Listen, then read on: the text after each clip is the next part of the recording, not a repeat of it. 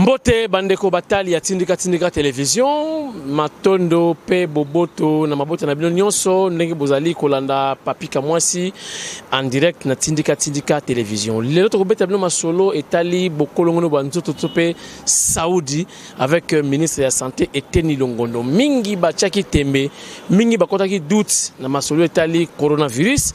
Lelo oyo na ebisaki bino na ebandelike lokuta eyaka na ascenseur. Mais vérité, il y a un escalier, l'élo vérité est commis. Et c'est là qui souhaite à Moutouté qui va Congolais va subir. Oh, ils ont dit bon maladie à coronavirus, pour dire maladie oh ils pas na bisoté, mais bande konabiso au bakotaki libanda ya mboka nde ba mimi yango awa na mboka Kinshasa topé na Congo. L'élo est commis pe na est et commis pe ba mboka ba province mususu, mais ministre ya Saoudi en collaboration na gouvernement ya République démocratique du Congo na Fachi Beton bakangi maboko te pour na ko assister to pe ko soit prise en charge ya ba maladie nyonso o bazali atteint na coronavirus. Docteur Eteni Longondo amoni gravité to komi na presque une centaine ya baka na République démocratique du Congo nde aboyi to sutuka ne balobaka gouverner, c'est prévoir. Lelo docteur Eteni Longondo a quitté na ba hôpital ya minene awa na République démocratique du Congo mingi na Kinshasa kota la boni ba réhabiliter ba pavillon oyo ba ko loger ba oyo ba ko zwa maladie soki nombre eko bakisama. Tosali descente ya liboso na ministre ya Saoudi docteur Eteni Longondo na clinique danoise au bayebi yango après et comme qui clinique kinoise to kitaki kuna sur terrain bota la boni gouvernement ya Congo et bimisi mosolo pour ba réhabiliter mbangu bisika oyo bako loger bandeko oyo bako zala atteint bota la boni na image to kitaki na docteur Eteni Longondo ndenge salamaki na caméra ya yemoko papi kamwasi ndenge elekaki na clinique danoise Tolanda.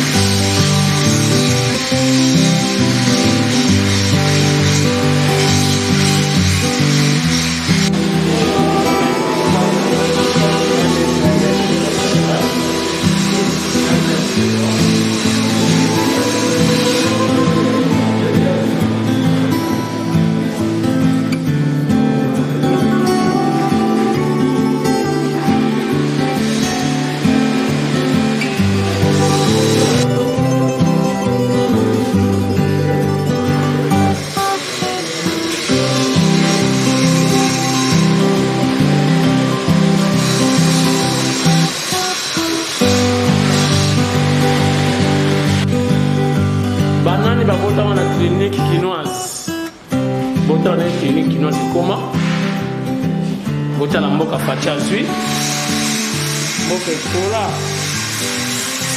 voilà lelo toloba nini mal nécessaire corona eye maintenant ekomi urgence ministre de la santé docteur Eteni Longondo s'est décidé de réhabiliter rapidement pavillon au Mobimba. Et je souhaiterais que de la faire à pavillon, va réhabiliter l'hôpital Mobimba ou la clinique quinoise pour l'intérêt général. Vous avez la bijou à boy. L'engé comment? Bijou à boy. Bien évidemment, vous avez la côte, vous avez la clinique quinoise. Voilà donc vous avez la. Donc vous avez tout makati pour nous reloger, vous avez la positif. Espace, tout ça, on a un balcon, kitoko, toilette, voilà, garde-robe. Hein, donc, il y a qui clinique danoise. Donc, vous voyez qui a comment? Donc, on a ça. Donc, il y a des parmi les hôpitaux à choisir. Il va réhabiliter. Ah, bon, il y a la bijou à négligé. Donc, si Kabilaye, si Akei, bâtiment hôpital de Mawatro. Donc, il y a beaucoup à faire. Voilà, donc le ministre de la Santé s'est décidé à réhabiliter mais en dehors de ça, vous souhaitez que va réhabiliter l'hôpital Mobimba et son clinique danoise. Voilà. Danoise. Je vais aller sur la boca.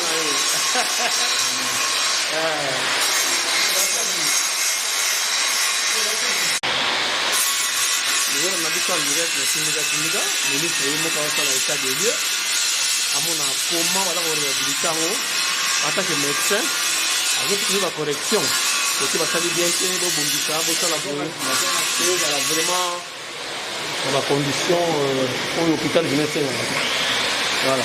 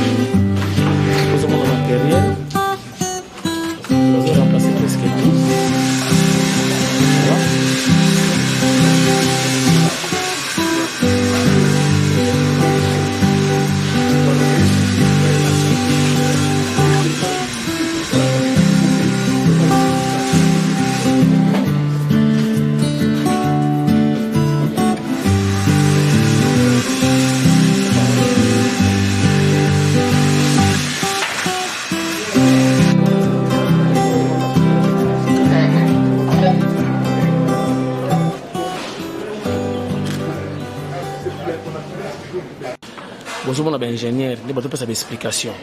Donc, nous avons suivi parce que l'explication, il y a de monter au mail. Explication, boya, deux jours, nous avons la suivi, ce qui me sert de invité siné. Nakoya, nous avons parce que ce qui est excellent, c'est l'explication est belle. Donc, on peut tout après, nous allons Nakoya dans 48 heures.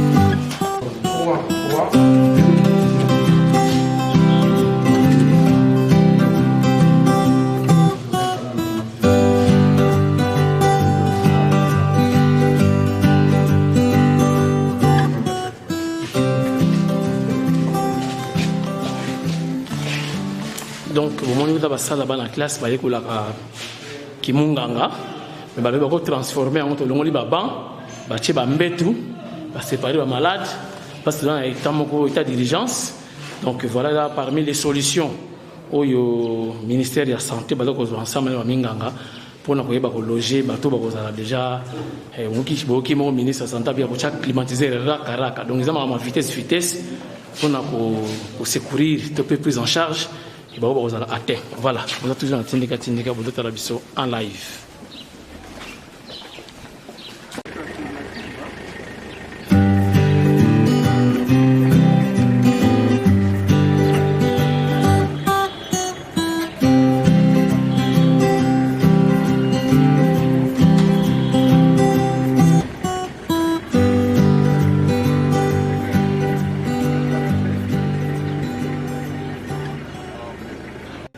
Voilà, clinique danoise yangoyo, comme clinique quinoise. Donc, c'est une réhabilitation totale.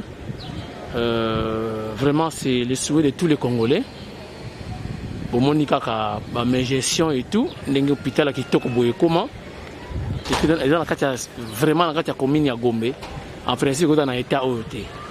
Donc, espérons. Donc, on a déjà avec le mal nécessaire, Corona est on va réhabiliter par pavillon. Va réhabiliter peut-être mon bimba. Et puis ça fait dignité à Moka, dignité à chef de l'État. Voilà. Nous allons continuer à rendre avec le ministre de la Santé. Ce qu'on a maman yemo, qu'on est allé pavillon mais qu'on est allé juste pour la prévention. Si vous avez un cas suspect quelque part, nous allons visiter site. Merci. À bientôt. Après clinique danoise, top clinique quinoise.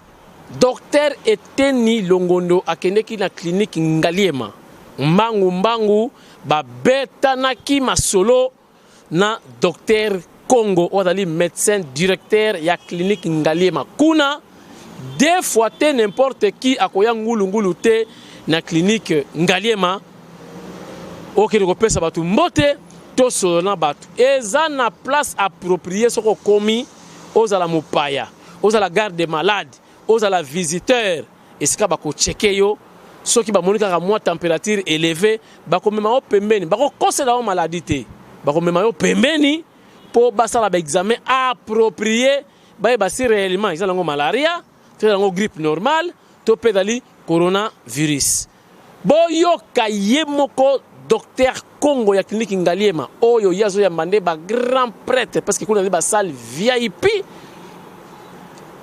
Mais dans le but que ba grand prêtre kaka donc ata ozali mwana ya Congo okomi pe kuna bakoyamba yo avec égalité vous allez bien loger prise en charge ya kosakanate salle climatisée traitement de qualité payer moko apesi quelques comprimés to pe quelques traitements bazoko pesa ba oyo bazali atteint na coronavirus boyoka docteur Congo na micro ya tindika télévision suivez.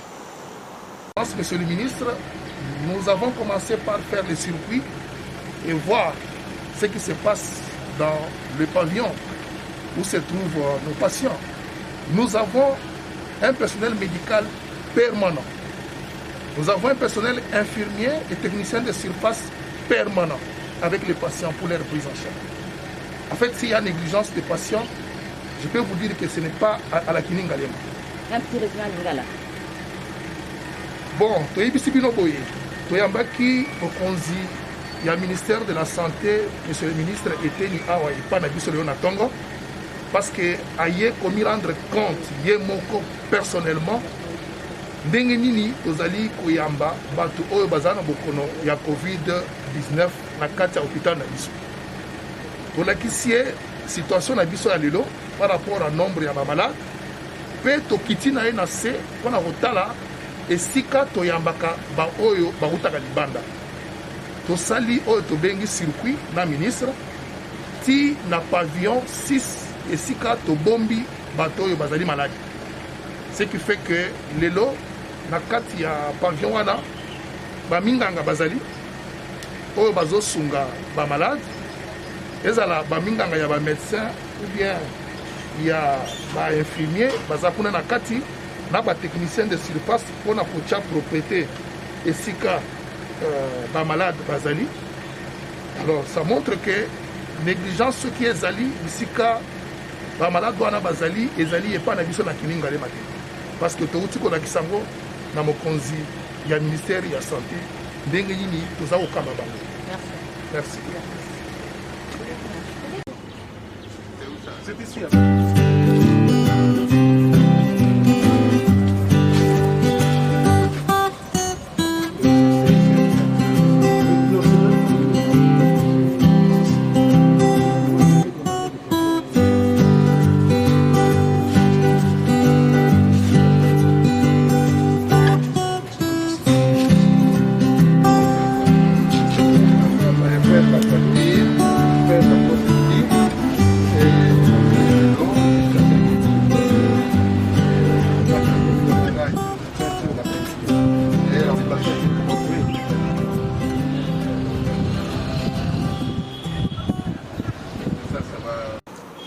Après clinique Ngaliema, Mbangu na l'homme à la Bakos, ministre ya Saoudi, Dr Eteni Longondo, a kendeki kotala hôpital ya cinquantenaire.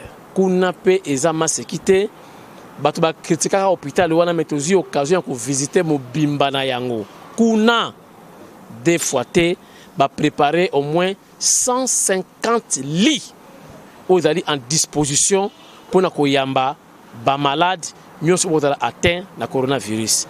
En dehors ya ba liwana ba memi biso totala boni kuna oxygène miraille, c'est-à-dire et c'est quand beto na ezali na mokongo na yo siko tie motu oxygène ezawana munga ngako zo retard yo moko beni oxygène o mibaki somo o ezali mingite awa na République démocratique du Congo cinquantenaire.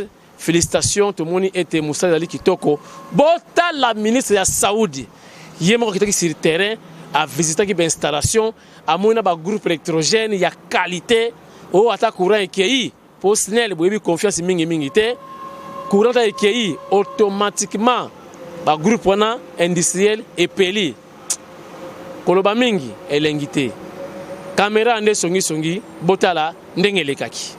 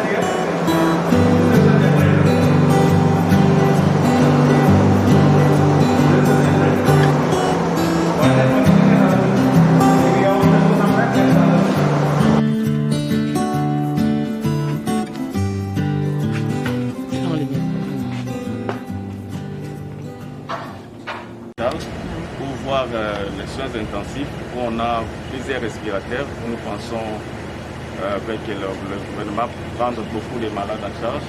Et on a visité aussi le 4e niveau où on peut avoir plusieurs lits. Et le bâtiment est doté d'oxygène miral. Et là, on est passé aussi de l'autre côté pour voir l'usine où nous produisons l'oxygène sur place. Il y a 150 lits ici. Là, on a visité au niveau du 4e niveau. On peut équiper, on peut avoir 150 lits pour les malades. Et dans chaque chambre, on peut avoir directement la facilité d'avoir l'oxygène sur place. Parce que l'hôpital est doté d'un système de système miral de l'oxygène. C'est qu'on a connecté l'oxygène qu'on produit à l'hôpital est connecté partout dans... Attendez. Oxygène. L'oxygène qui est produit au-dessus, là où on venait de visiter, des gros tanks verts que vous avez vus, on produit l'oxygène sur place ici et on a connecté cet oxygène dans toutes les salles de l'hôpital. Et au niveau du 4e, là, on était entré. Les malades, on n'a pas besoin de transporter des bonbons d'oxygène pour amener dans chaque lit à côté d'un malade. On n'a qu'à brancher la barboteuse au niveau miral et les malades ont directement l'oxygène. Même s'il faut mettre un respirateur ou ventilateur, on n'a qu'à brancher le ventilateur dans les murs et on donne l'oxygène à un malade. Donc c'est un endroit où on peut prendre beaucoup de malades en charge et ça peut aider dans son pays une grande partie de la population congolaise. Alors, la prise en charge est rassurée ici à l'hôpital du cinquantenaire au Covid-19. Bon, là, on a visité, ce n'est pas encore là qu'on a su la prise en charge, c'est l'équipe de riposte est devant, mais le ministre veut transférer des malades dans ce grand bâtiment-là. Tolongwe na clinique, topé na hôpital du cinquantenaire, tokembangu nzela ya bypass na mokonzi ya Saudi. Docteur Eteni Longondo azuya bakos atiki na bureau alati blouson ya baminganga na t-shirt alobi tokoma kuna totala boni baza ko réhabiliter lisusu ba bâtiment kitoko bako loger bandeko oyo bakozala atteint na coronavirus kuna masolo zaki ya suka botala ndenge ministre ya Saudi Docteur Eteni Longondo azwaki maloba asoli na bapandisango tokendeki ebele bondi melanga papika mwasi akosaka te kamera nde songi boyoka Docteur Eteni apeseli na français apeseli pe na lingala po bayimboka bayoka nyonso boni l'état congolais azali kosala pona kobatela bayimboka pona bokolongono bwanzoto ya ba congolais nyonso na bapaya ya otobenga population peuple yaksi bakolomboka population yaksi na bapaya bolanda Docteur Eteni Longondo na micro ya Tindika Télévision.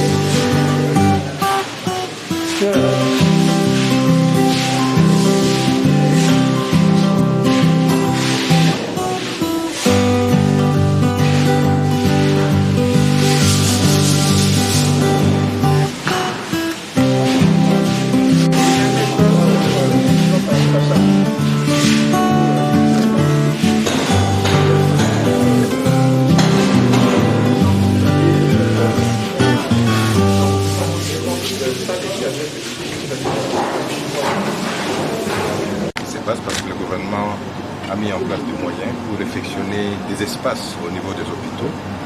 Et j'ai commencé par Ngaliema, où nous avons actuellement, en tout cas, à peu près 40 lits qui sont prêts pour recevoir les malades.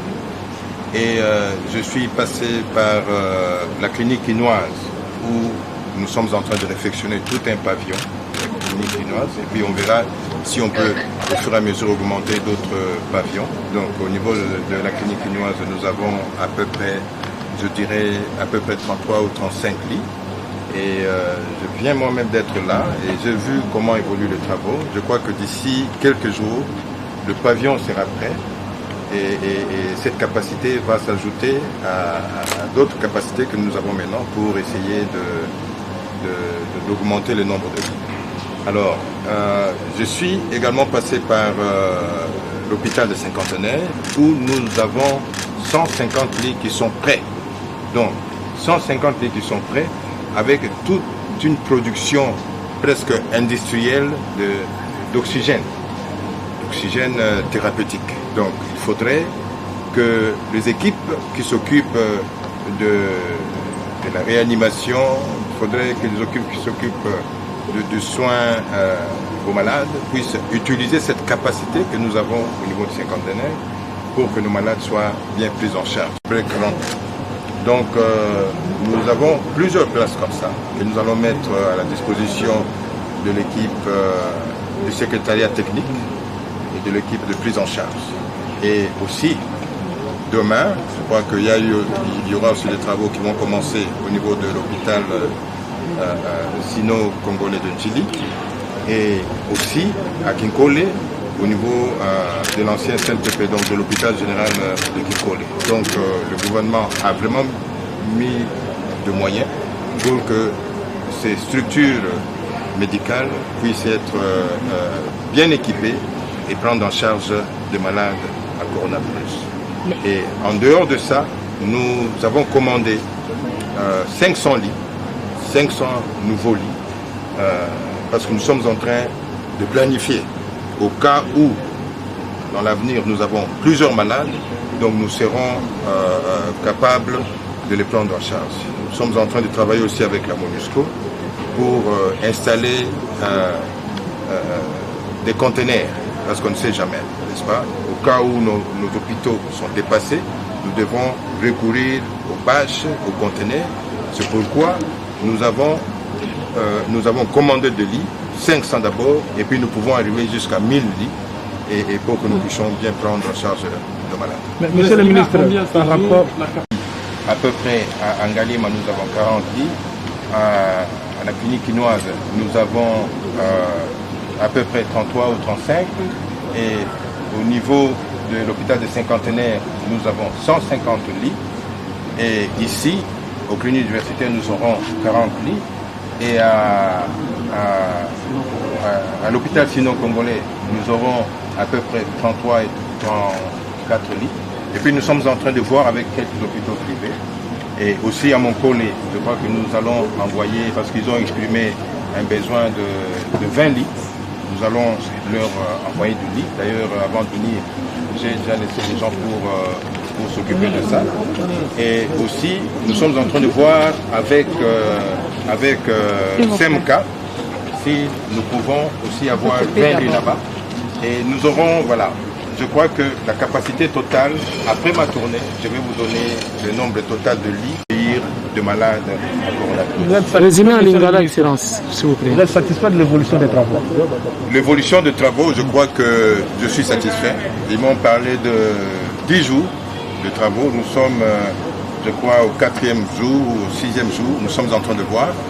Et après 10 jours, je ferai encore un tour. Parce que je voudrais qu'après 10 jours, nous puissions vraiment avoir des salles prêtes à accueillir des malades. Nous avons toujours l'habitude d'appeler les compagnies extérieures, tout ça, pour nous réaliser des travaux d'architecture, ainsi de suite. Même à Yaki, na Tamboyu na ba hôpitaux, parce que le gouvernement et pesaki moi ba moyen pour tout réfectionner.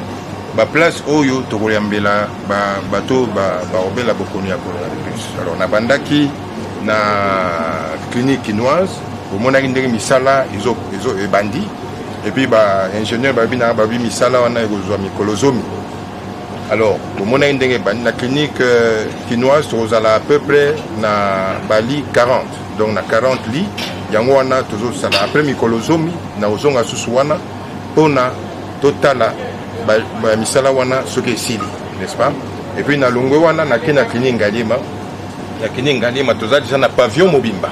Pavillon Mobimba, où ils après, et sengi misala mingite, où ils après, wana, toujours à peu près na 40 lits, na pavillon wana. Pona uyamba ba ndeko oyo bakobela bokono ya coronavirus na longo wana na ke na cinquantenaire kuna toza na 150 lits na kanisa bokomona na bilili toza na 150 lits oyo eza prêt. Donc 150 lits oyo eza prêt oyo tokoki déjà koutiliser.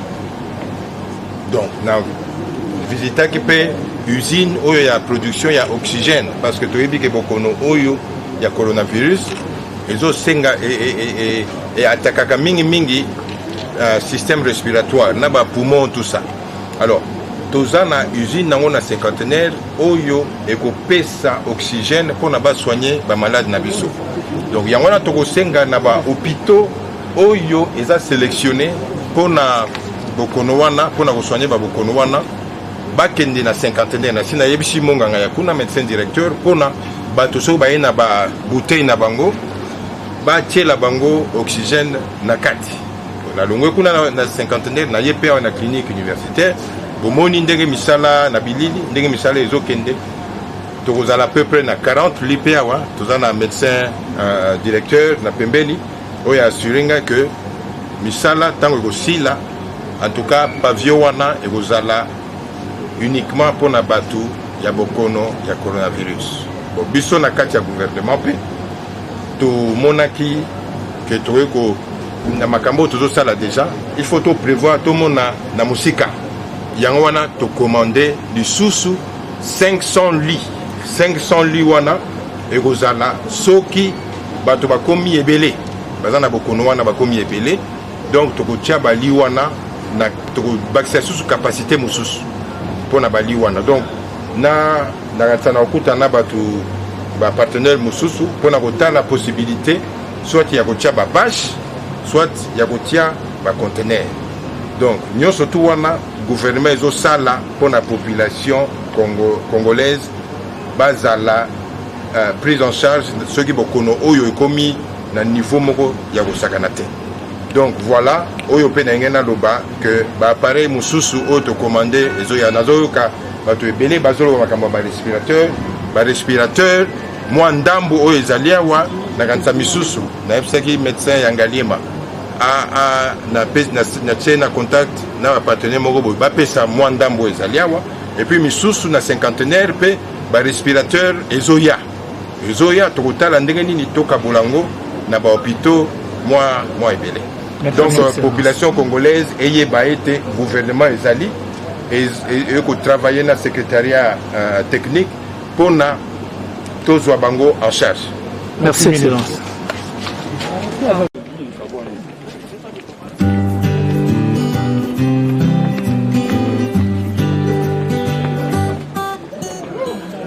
Pona kosukisa ngai kamwasi na yebisi bino que docteur Eteni na gouvernement congolais mobimba balobi soki ndeko na yo akufi réellement na coronavirus kosomba serikei te kosomba drate faci beton akokunda na ba honneur nyonso mbongo serikei bosomba masanga na kwanga na Thomson na Pondu bopanza matanga enterrement mobimba na charge ya l'état congolais koloba mingi mabe magazine oyo esuki awa tokutani prochainement na tindika télévision soki information mosu ezali bokozanga te kozwa yango na tindika botika la branché na tindika télévision fidélité et leki nyonso biso na bino tozala toujours soudés pour un intérêt général.